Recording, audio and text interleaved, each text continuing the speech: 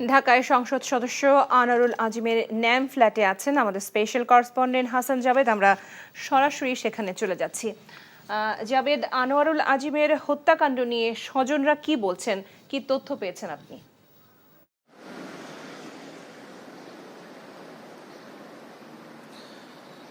লোপা, এই সংসদ ভবনের যে ঠিক উল্টো পাশে যে ন্যাম ভবনগুলি রয়েছে, এখানে 6টি ভবন। 5 নম্বর ভবনের 8 তলায় 804 নম্বর যে ফ্ল্যাটটি, সেটাতেই বসবাস করতেন ঝিনাইদহ 4 আসনের সংসদ সদস্য আনোয়ারুল আজিম।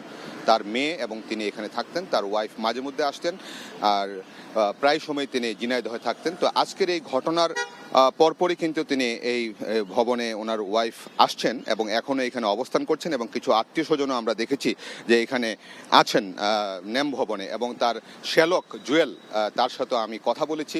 তিনি যেটি বলেছেন যে আসলে তারা কিন্তু এখনও মানে 1 ঘন্টা আগে যে কথা বলেছি, যে তারা এখনো কিন্তু সরকারের পক্ষ থেকে বা আনুষ্ঠানিক কোনো কিছু জানতে পারেননি। তবে ইতিমধ্যে আমরা যেটা জেনেছি যে তিনি খুন হয়েছেন কলকাতায় একটি বাসায়, এবং ইতিমধ্যে 3 জনকে আটক করেছেন।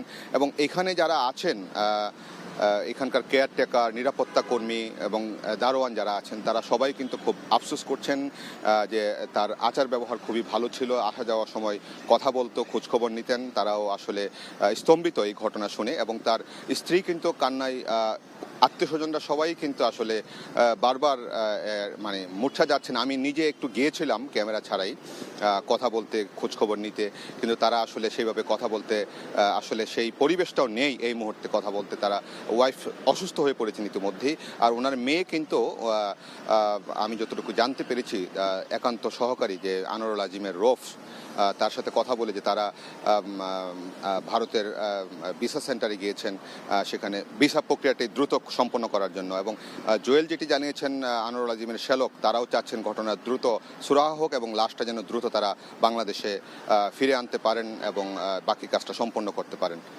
রূপা।